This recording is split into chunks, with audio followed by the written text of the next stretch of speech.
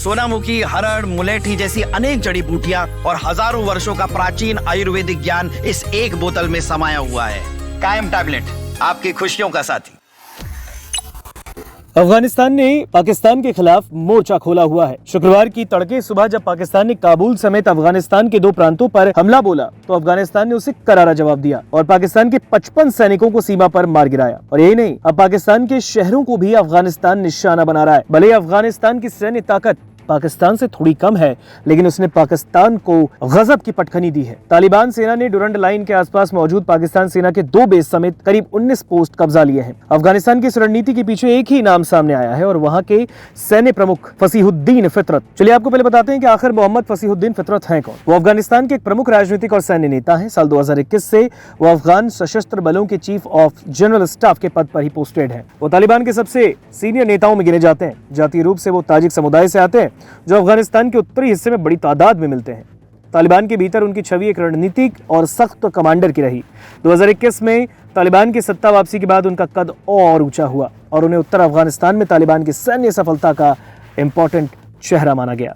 फसीहुद्दीन फितरत का जन्म अफगानिस्तान के बदख्शां प्रांत के वारदूज जिले के इस्त्राब कस्बे में हुआ। वो दरी भाषा बोलने वाले ताजिक समुदाय से ताल्लुक रखते हैं और उनके पालन पोषण एक सुन्नी मुस्लिम परिवार में हुआ।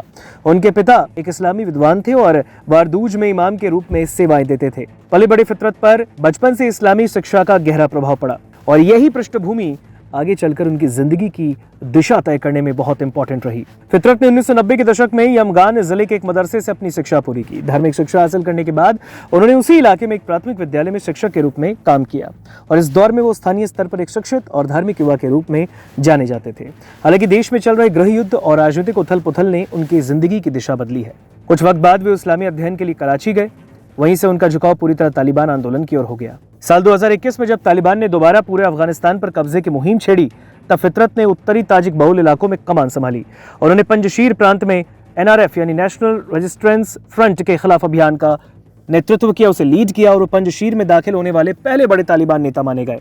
उन्होंने बाजारक शहर पर कब्जा कर पूरे प्रांत को तालिबान के कंट्रोल में ला दिया। सितंबर 2021 में पंजशीर के पतन के साथ पूरे अफगानिस्तान पर तालिबान का कंट्रोल स्थापित हो गया।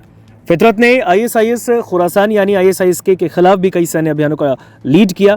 तालिबान सरकार के लिए ISIS के सबसे बड़ी आतंकी चुनौती मानी जाती है। चीफ ऑफ जनरल स्टाफ के रूप में फितरत अफगान सशस्त्र बलों की रणनीति और अभियानों की निगरानी करते हैं। 2021 के बाद बनाए गए नए सत्ता ढांचे में वो सबसे ताकतवर सैन्य चेहरों में से एक है। बदख्शां के एक मदरसे छात्र से लेकर अफगान सेना प्रमुख बनने तक का उनका ये सफर अफगानिस्तान की बदलती राजनीति और उनके संघर्ष की कहानी को साफ तौर पर बयां करता है।